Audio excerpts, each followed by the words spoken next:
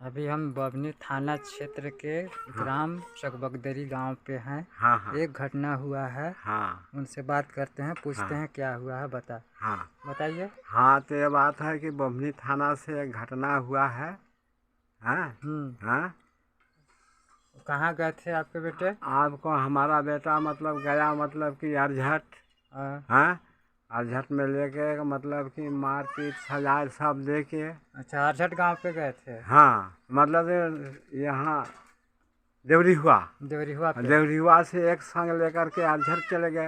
हाँ। हाँ, अरझट चले गए 5 बजे मतलब उसको 3-4 झापड़ मारे। एक बाद एक आदमी पाड़े ने आया और वो पाड़े ने आ करके फिर यहाँ राय लिया।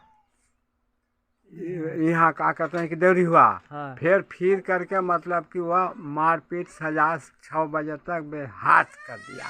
हाँ, वह का कहते हैं जिगनहुआ कर मतलब कि गांव और उते नवा टोला का गांव। हाँ। ऐते अरझट का गांव।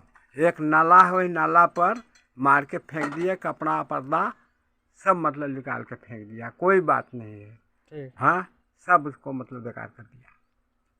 ठीक है। हाँ, और चल इतने रहे। क्या यह घटना सही है? हाँ, कह देवे। हाँ, सिद्धार्थ मतलब मारपीट हुआ है, सही है बात? हाँ सही है ना? हाँ। ठीक है। तो हेलो भाई लोग का थोड़ा मदद कीजिए। हाँ।